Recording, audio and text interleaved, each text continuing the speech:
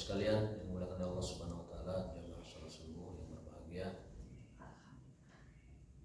Kita akan melanjutkan kajian kitab kita ya, dalam rangka mempelajari lebih detail kehidupan Rasulullah SAW, akhlak Rasulullah SAW.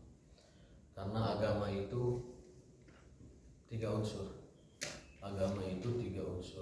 Yang pertama adalah akidah, yang kedua adalah syariah, yang ketiga adalah akhlak. Akidah yakni iman atau tauhid atau keimanan, keyakinan.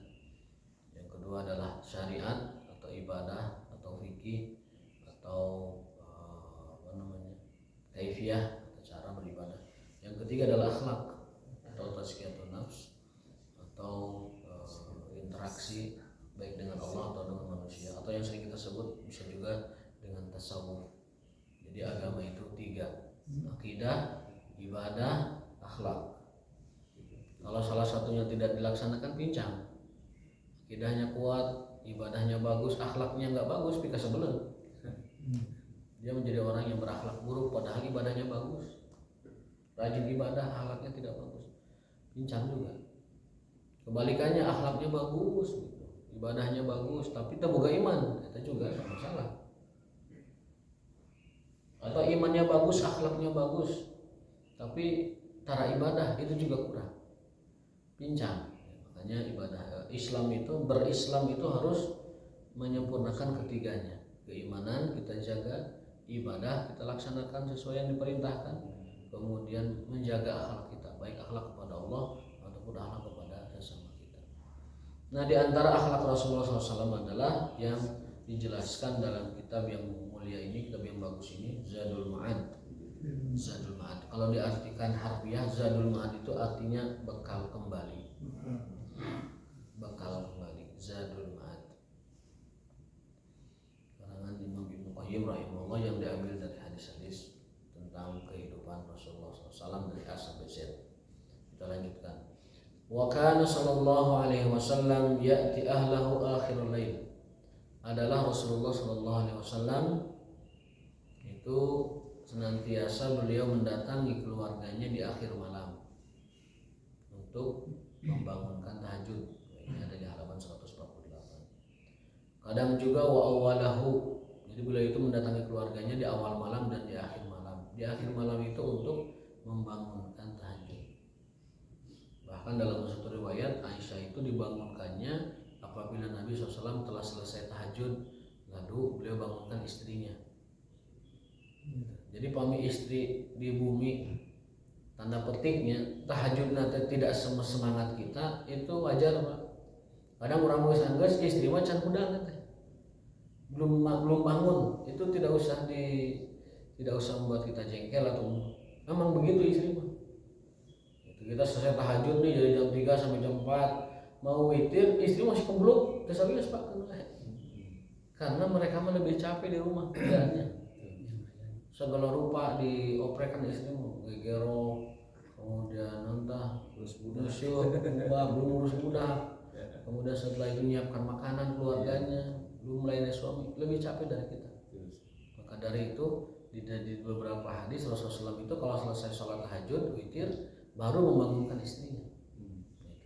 Sallallahu alaihi wasallam. Jadi jangan kebluk wae tidur saya wae, jangan Pak. Kita lebih rajin dari istri tahajud itu. Suami itu pasti lebih rajin dari istri dalam tahajud. Biasanya istri itu di akhir malam bangunnya menjelang subuh. Jadi tanda petik nama tegetal-getal amat lah istri tahajud. Karena memang ladang pahalanya ngurus suami istri itu. Istri itu ladang pahalanya ngurus suami. Lebih baik bangunnya lebih bangun. Siapa? Lebih baik mungkin bangunnya lebih awal tuh menyiapkan air teh gitu. Iya, itu maunya kita, ya kan? Bangunnya itu wis ono teh iku. Tapi itu kan maunya kita. Kalau kita lihat riwayatnya, bahkan Rasulullah itu sering bangunkan Aisyah itu di akhir malam setelah beres tahajudnya, beres witirnya, baru bangunkan Aisyah istrinya. Artinya apa? Artinya memang istri lebih banyak tidurnya daripada suami. Itu kenyataan, karena lebih capek. Ini juga kita mengintrospeksi kita yang suka kesal, suka jengkel, oh ini kok orang tangi-tangi gitu, durung tangi waktu saiki gitu. Gitu. Jangan, karena mereka lebih capek, mereka lebih terfokus, terporsi tenaganya ngurus pekerjaan rumah gitu kan, dan istirahatnya makanya pulas. Memang maunya kita tuh bangunnya bareng, dia nyiapin teh, nyiapin apa namanya makanan-makanan ringan begitu. Maunya kita begitu, tapi bukan hanya kita, bahkan Rasulullah SAW itu membangunkan istrinya akhirul lail, di akhir malam setelah beliau sholat tahajud selesai, hendak witir baru bangunkan istrinya.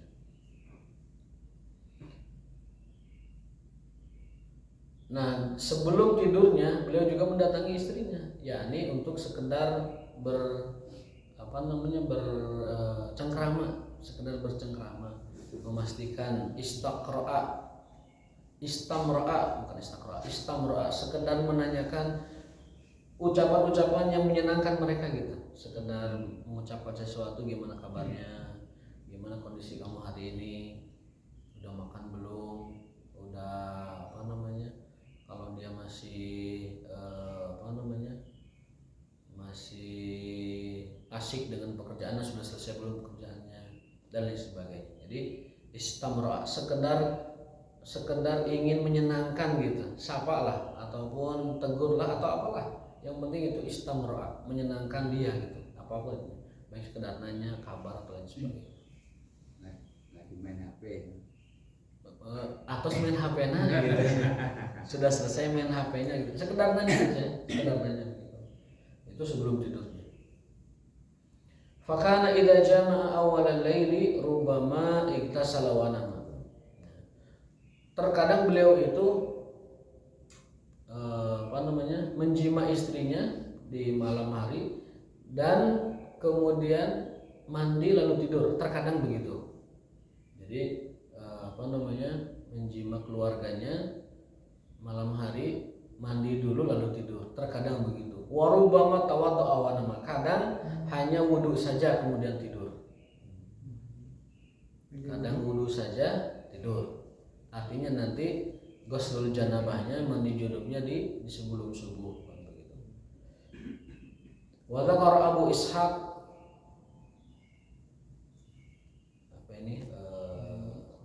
As-Subayyi anil Aswad bin Aisyah annahu kana rubbama nama wa lam yamassu ma'an wa huwa ghalat inda a'immatil hadis. Ya, jadi kalau ada riwayat yang mengatakan bahwa Rasulullah SAW itu ketika setelah janabah atau junub dengan keluarganya langsung tidur, itu riwayatnya adalah salah atau ghalat, ada kekeliruan dalam periwayatan, sebagaimana pendapat a'immatil hadis, para imam, para ulama hadis. Jadi yang benar adalah Rasulullah SAW itu manakala malamnya mendatangi keluarganya, ada dua kemungkinan beliau. Satu, langsung mandi dan tidur, atau cukup wudhu saja dan tidur. Itu panduan Rasulullah SAW dalam bergaul dengan keluarganya. Silahkan kalau mau direferensi ke kitab Tahdhib Sunan Abi Daud. Wudhu dulu terus tidur. Kemudian mandi di pagi hari sebelum tahajud dan witir itu mandi dulu. Habis sebelum tidur sudah. Ada dua kemungkinan. Ya. Tadi saya katakan dua kemungkinan. Rubbama iktasala wa nama. Asisten ya. Masa satu masih sakit ya? Masya Allah, kita doakan mudah-mudahan beliau segera sembuh. Amin. Allah syifaan ajilan, syifaan la yughadiru saqama. Jadi terkadang beliau itu mandi lalu tidur, terkadang hanya wudhu saja dan tidur. Nanti mandinya di esok hari. Jadi ada dua cara. Yang penting jangan sampai setelah berhubungan badan dengan pasangan langsung tidur. Jangan. Bahkan di sini sebutkan dalam riwayat yang salah, riwayat yang keliru, ada yang menyebutkan Nabi itu langsung tidur. Itu riwayat yang salah. Berdasarkan pendapat para imam ahli hadis, mereka bersepakat bahwa kalau ada yang menyatakan Rasul itu langsung tidur setelah berhubungan, itu riwayatnya keliru. Yang benar adalah dua kemungkinan. Satu, mandi junub kemudian tidur, atau wudhu saja kemudian tidur. Nanti mandinya esok hari. Gitu. Jadi istilahnya bukan mandi sebelum tidur itu sunnah, bukan itu istilahnya. Mandi junub itu bisa dilakukan sebelum tidur, bisa dilakukan setelah tidur. Paginya mandi, Pagi mandi, kalau belum mandi terus wudhu nggak? mau sholat wudhu. Oh, masalah Mau sholat. Kan setelah janabah itu kan wudhu lagi. Setelah mandi junub kan wudhu lagi. Ya. Meskipun ada pendapat dari Imam Ahmad dan Abu Hanifah, kedua beliau mengatakan kalau sudah wudhu ketika mandi junub awal itu, kan tata cara mandi junub itu wudhu dulu kan. Nah, menurut sebagian ulama cukup, tidak perlu wudhu lagi. Iya. Alasannya wudhu itu kan lebih besar dari mandi itu kan lebih besar dari wudhu. Maka berdasarkan pendapat Imam Ahmad dan Abi Hanifah, kedua beliau berpendapat bahwa jika sebelum mandi junub sudah wudhu, maka setelah mandi junub tidak perlu wudhu lagi. Itu pendapat yang. Pendapat yang kedua, tetap walaupun sudah wudhu sebelum mandi junub, kemudian mandi, tetap wudhu lagi. Kenapa? Karena ketika mandi itu dia menyentuh kemaluan. Pasti, memang ngaruhnya gimana kalau menyentuh kemaluan. Sementara mandi junub itu kan harus menyampaikan air ke seluruh anggota tubuh, sendi-sendi, kemudian sela-sela semua harus terkena air. Harus terkena air, itu baru sah mandi junub. Kalau enggak, mandinya enggak sah, sholatnya enggak sah. Nah, itu kan toharoh itu berpengaruh kepada kehusyuan dan keabsahan sholat kita. Maka dari itu pendapat kedua mengatakan wudhu lagi, karena ketika mandi kita tidak bisa menghindarkan diri dari menyentuh alat kelamin. Sementara ada hadis man massa dzakarahu falyatawaddo, barang siapa yang menyentuh kelaminnya maka hendaklah dia berwudu lagi. Falyatawaddo itu bentuk perintah. Hendaknya bentuk perintah gitu. Falyatawaddo, maka dia harus berwudu lagi. Ini hadis ini lebih kuat hadisnya ketimbang keterangan-keterangan yang lain. Jadi setelah kita mandi junub, wudu lagi supaya kita lebih afdal menegakkan sholatnya. Terus wudu yang pertama buat apa? Wudu yang pertama sebelum mandi, yaitu sebagai tata cara Rasul mencontohkannya begitu.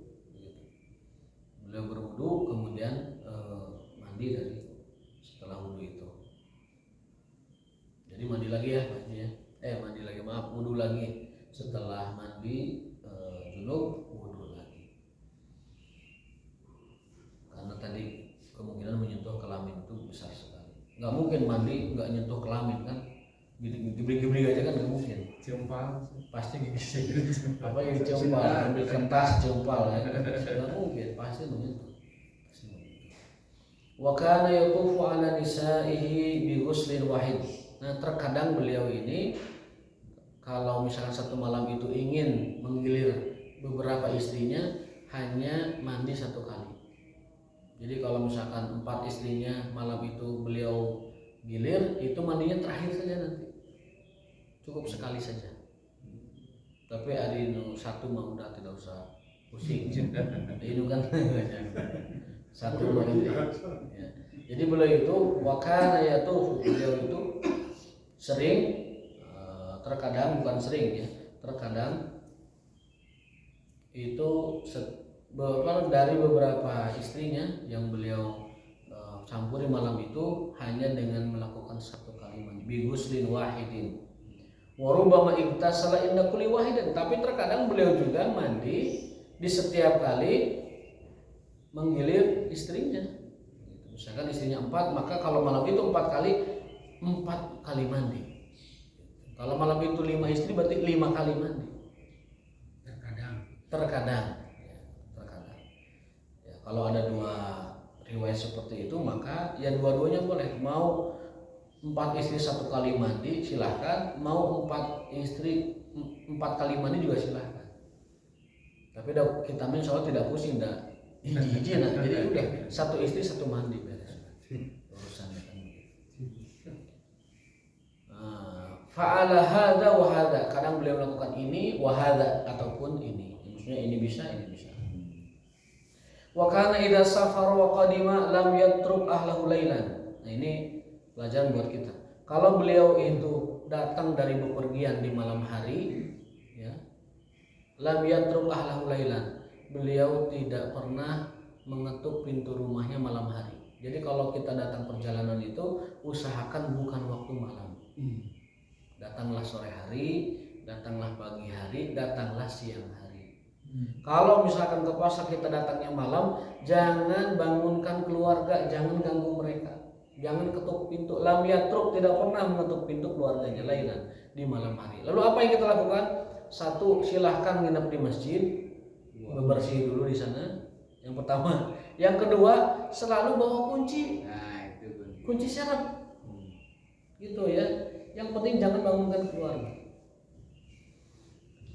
Bahkan di riwayat lain beliau itu sebelum nyampe rumahnya senantiasa bebersih dulu sebelum nyampe rumah di masjid.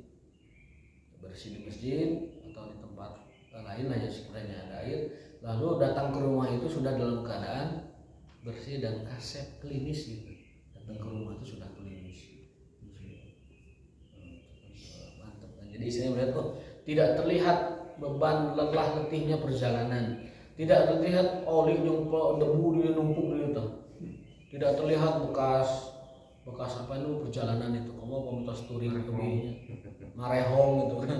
Caremong marehong gitu. Bersihkan dulu. Bersihkan di masjid atau di tempat apa yang ada air, bersih-bersih dulu, pakai pakaian yang bagus. Mendatangi istrinya dalam keadaan yang tidak terlihat kusut, kucel dan kumal. Sholat duha enggak? Sholat duha, kalau waktu duha ya sholat duha. Kalau tidak waktu duha ya tidak sholat duha. Begitu Nabi Muhammad SAW. Kalau datangnya malam, ya beliau tunggu dulu.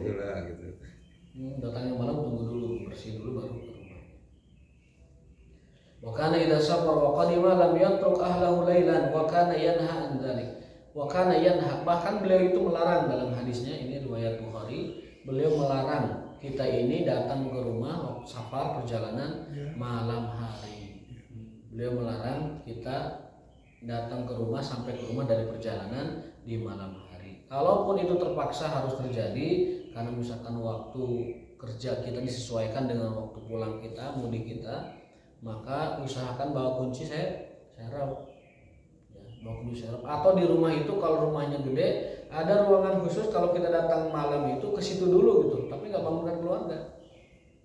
Jadi ada semacam guest house kecil-kecilan lah di rumah. Jadi kalau misalnya kita kemalaman, dia tidurnya di situ, di guest house yang ada di rumah kita itu. Bersih di situ. Kemudian kalau belum sholat dulu di situ. Kalau belum makan, nyari makan dulu. Yang penting tidak membangunkan keluarga. Tapi yang paling aman sih sebenarnya zaman sekarang mah punya kunci serep. Bikin kunci serep. Jangan sampai mentang-mentang dia pulang kerja, wah ini suami pulang kerja harus dihormati, telepon. Saya datang nih, sudah di depan gerbang desa, lagi naik ojek. Jangan. Mentang-mentang kita bawa duit banyak, bawa duit dari perantauan begitu, kemudian merasa kita ini lebih apa gitu, kemudian membangunkan istri. Bangun, neng bangun, jangan.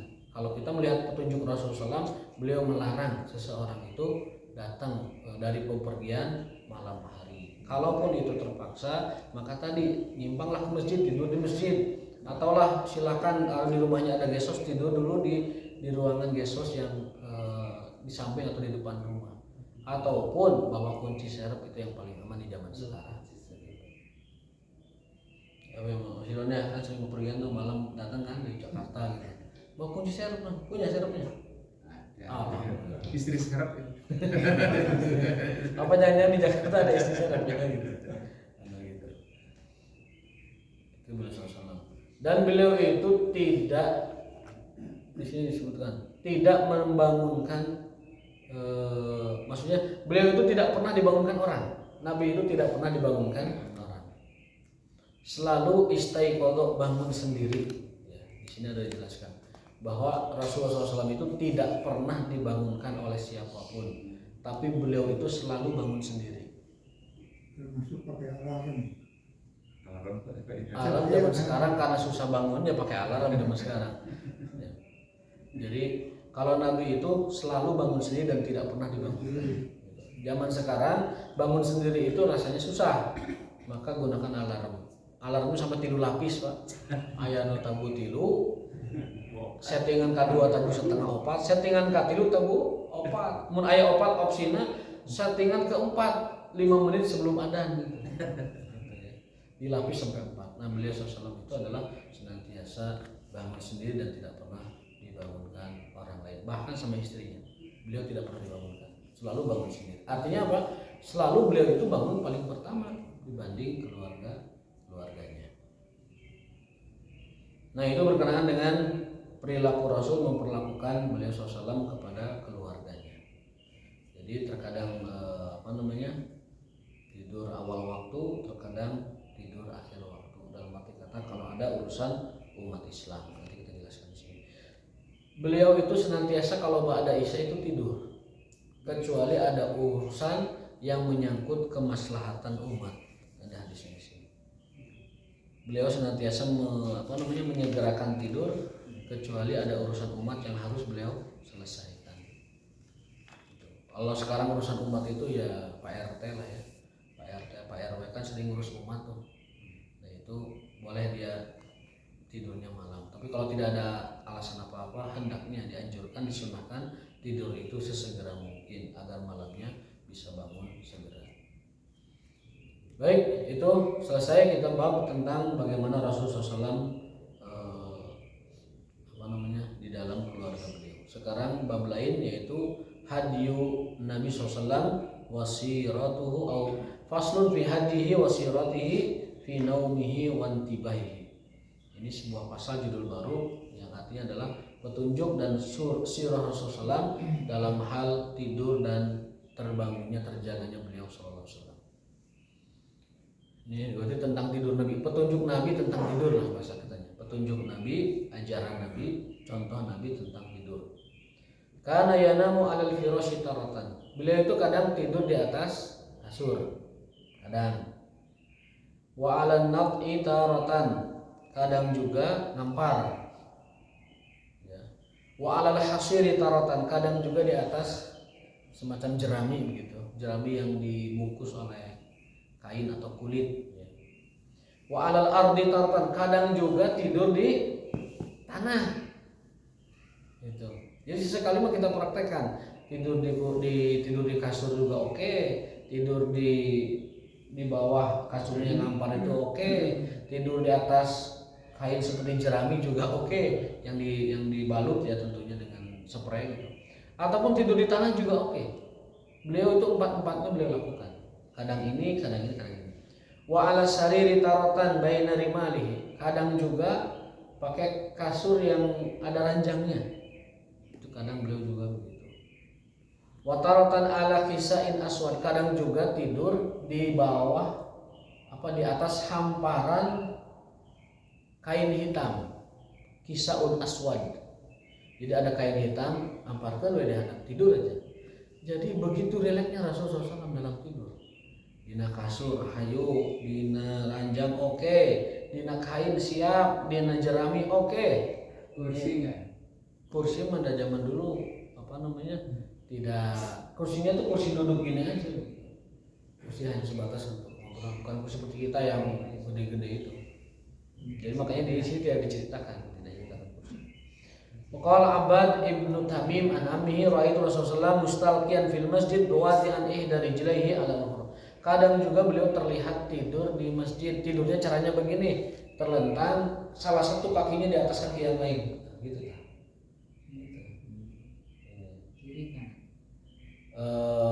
Tidak disebutkan di sini. Ihda rijlaihi, salah satu kakinya di atas kaki yang lain. Bisa gini, bisa gini. Oh iya. Gitu ya. Karena keterangannya salah satu kakinya di atas kaki yang lain. Gitu. Kalau yang hobinya gini silakan tinggi juga. Tapi begini. Jadi boleh. Tidur di atas istrinya boleh. Tidur kakinya susur gitu. Oh gitu. Belum ada. Zaman itu mungkin belum ditemukan itu hal semacam itu ya. Jadi Jadi apa namanya, kasurnya semacam itu. Itu tidur di atas jerami itu kalau sekarang mungkin kasur kapuk ya. Kasur kapuk itu lebih enak Pak daripada busa Pak.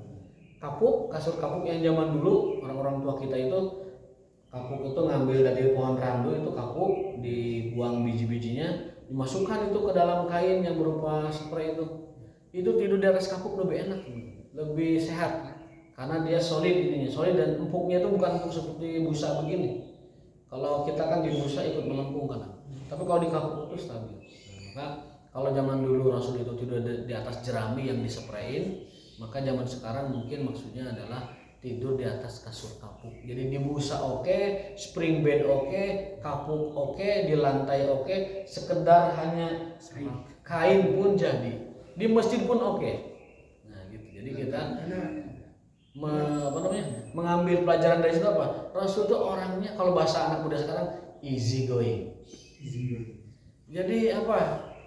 Mudah saja segala macam itu nggak rumit gitu, nggak ribet. Tidur di mana aja. Pakai ini sabut kelapa. Sabut kelapa, ya asal diseprayin aja. Dan kalau nggak diseprayin kan patulayak kemana-mana kan. Iya di sabut kelapa di dalam kasur gitu bentuk. Ya bisa sabut kelapa, kemudian kapas, kemudian randu atau apapun lah. Tapi hati saya zaman sekarang kemarau soalnya bisa dulu. Hari ini 5 negara itu mengalami kebakaran yang dahsyat. Hawaii itu hampir 150 orang yang meninggal di Hawaii. Tadinya kota yang tempat wisata yang indah, menawan, tiba-tiba hangus menjadi kayak kota mati gitu. Yang selamat itu yang nyeburin diri ke laut. Masya Allah, itu di Hawaii itu porak-poranda, kotanya porak-poranda. Kalau mau selamat nyeburin diri ke laut, baru selamat. Memang tidak masuk akal. Tiba-tiba satu kota itu jaraknya kadang rumah ke rumah berjauhan, mobil ke rumah berjauhan, sisi pantai ke rumah berjauhan, tapi apinya kena semua. Kalau kita lihat videonya itu, subhanallah, itu mungkin karena anginnya besar atau apalah. Yang jelas itu adalah kuasa Allah Subhanahu Wa Taala. Kemudian merambat ke Kanada, itu banyak korbannya. Kemudian ke Yunani, ke Chili, ke Aljazair, itu apinya di mana-mana dan besar sampai ada wanita yang memvideokannya itu sampai ia menangis-nangis itu dalam bahasa Arab yang saya tangkap itu bahasanya adalah seperti kita melihat neraka. Saking dahsyatnya. Musim kemarau, hati-hati ya. Makanya kalau tidur pastikan obat nyamuk naparem. Kemudian api juga mati semua karena musim kemarau lebih cepat beredarnya apinya. Qala Abbad ya khalas tadi ya. Wa kana firashu adaman hashuhu lifun wa kana lahu miskun yanamu alaihi yasna bisaniyatain wa thuniya lahu yawman arba'u thaniyat fanahaw man dhalika wa qala rudduhu ila halil awal fa innahu mana'ani salati al-lailah wal maqsudu annahu nama 'ala al-firash wa tughatti bil lihaf wa qala linsai ma atani Jibril wa ana fi lihaf imra'atin min kunna ghairu Aisyah. Jadi beliau sallallahu itu senantiasa kalau tidur itu berselimut.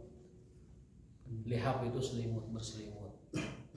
Jadi di antara sunnah tidur itu adalah berselimut. Nah, masalahnya kalau haredang itu kan Haredang atau ditaranjang. Haredang jangan ditaranjang. Kalau ditaranjang itu jin beraksi itu. Oh gitu ya. Kalau kita tidur dengan tidak memakai busana itu jin beraksi.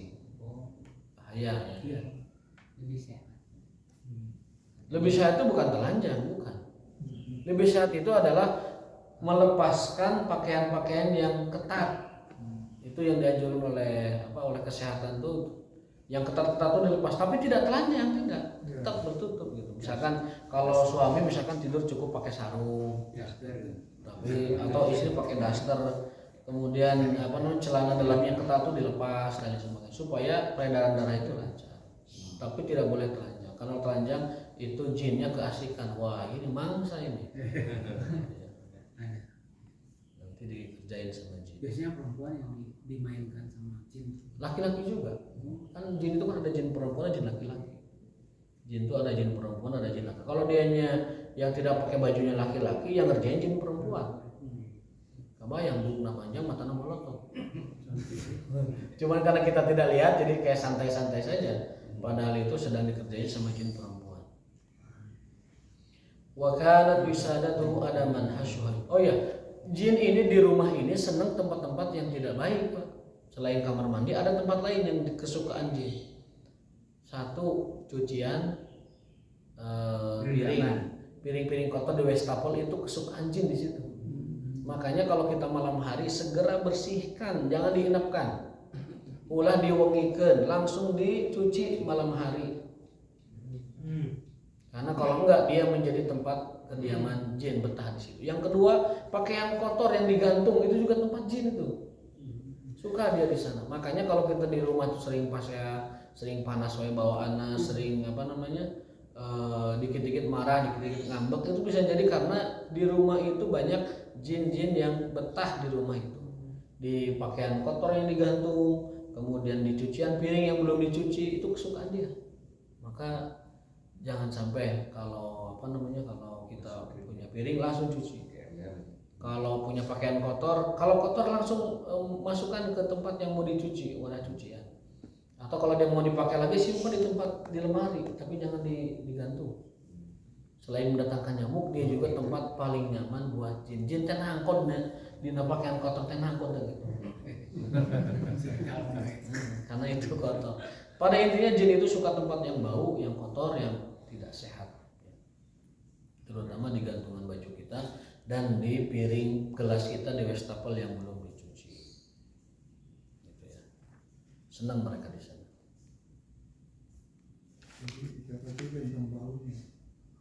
Sepatu jangan bau, kalau bau simpan di tempatnya supaya jinnya udah di situ aja, jangan kemana-mana. Gitu. Jangan kemana-mana. Wa kana idza awa ila firashihi li naumi qala bismikallahumma ahya wa amut. Dalam hadis Bukhari disebutkan Rasul itu kalau hendak menuju tempat tidurnya itu bismikallahumma ahya wa amut. Hendak menuju tempat tidurnya. Nanti doa lapnya itu ada lagi. Itu mah doa menuju kasur. Bismikallahumma ahya wa amut itu doa menuju kasur. Idza awa ila firasyi, ketika beliau menuju ke tempat pembaringannya. Doanya dalam hadis Bukhari bismikallahumma ahya wa amut. Nah, kemudian wa kana yajma'u kaffaihi tsumma yanfusu biha. Setelah membaca bismikallahumma ahya wa amut menuju kasur, beliau membaca qul huwallahu ahad, qul a'udzu birabbil falaq, qul a'udzu birabbin nas. Sekali saja cukup.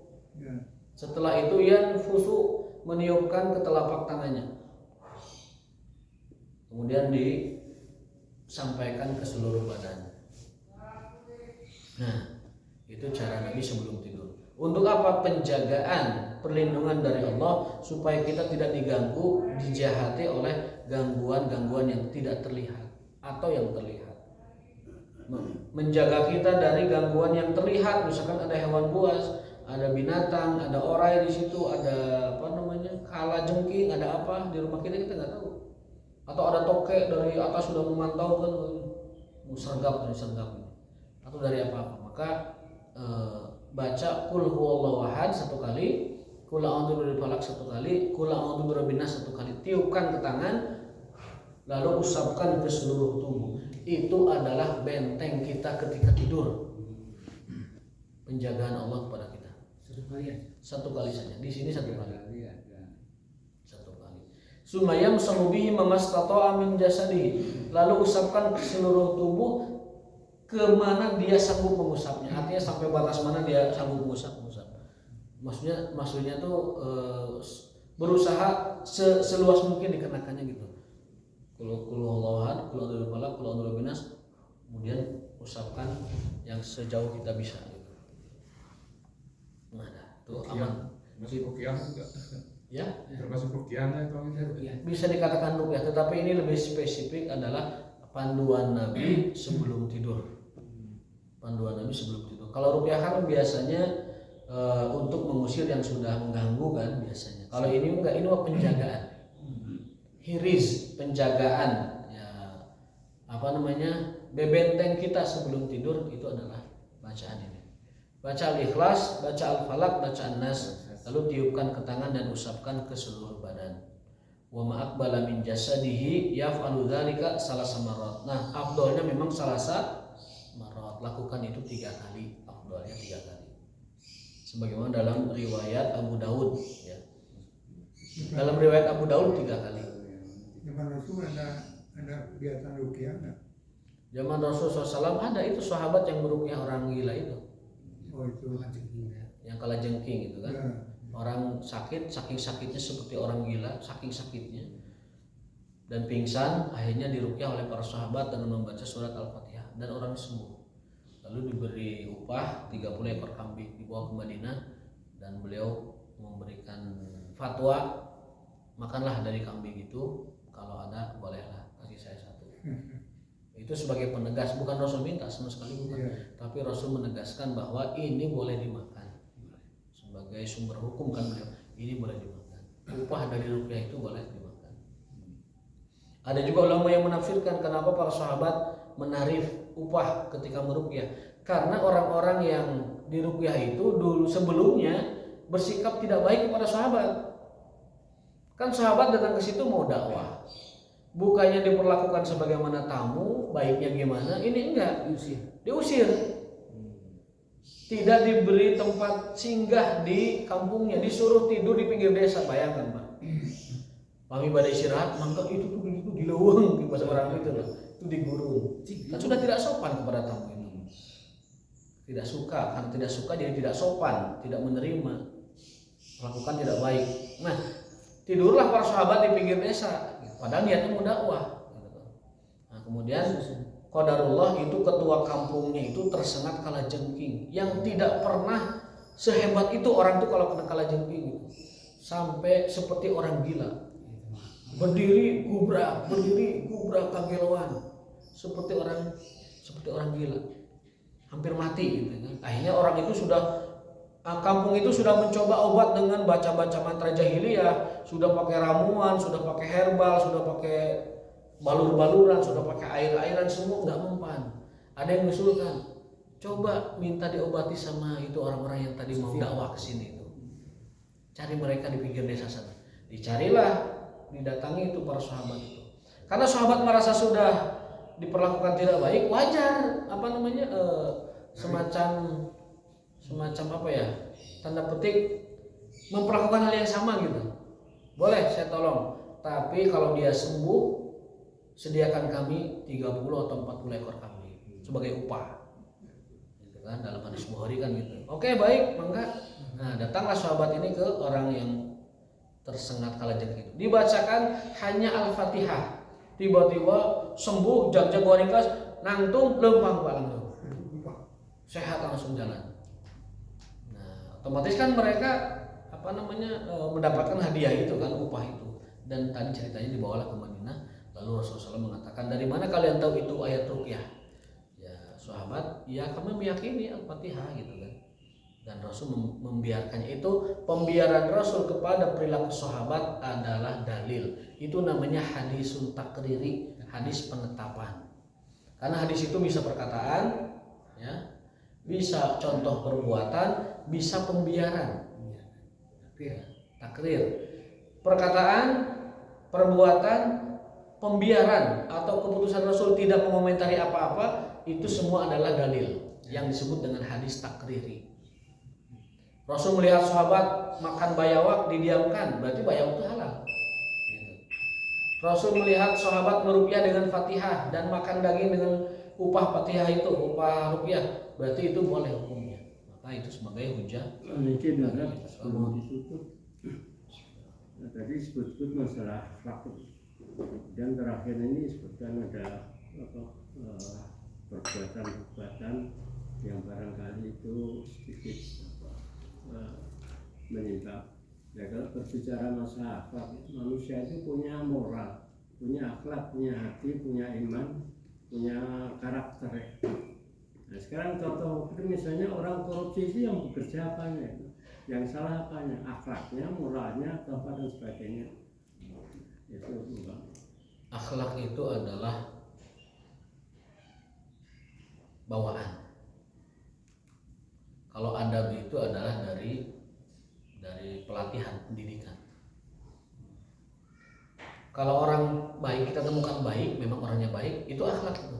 Tapi kalau orang itu dia melatih dirinya menjadi baik, itu adab. Nah, korupsi ini saya lihat korupsi ini bisa jadi kecilnya mah atau mudahnya orangnya baik. Tapi karena dia tidak terdidik dengan adab yang bagus, akhirnya dia mencuri. Berarti tadinya akhlaknya bagus, kemudian dia akhlaknya buruk. Bisa dikatakan ada perubahan akhlak, bisa dikatakan memang tidak punya adab, sehingga dia mencuri. Jadi kalau kita mau mengatakan korupsi itu apakah itu urusan akhlak atau adab, memang sulit membedakan mana urusannya. Yang penting korupsi itu bagian dari takdir Allah. Tetapi takdir Allah yang tidak Allah ridhoi. Takdir kan ada dua, ada takdir syar'i, ada takdir kauni. Takdir kauni itu dia terjadi asalkan sesuai dengan hukum Allah.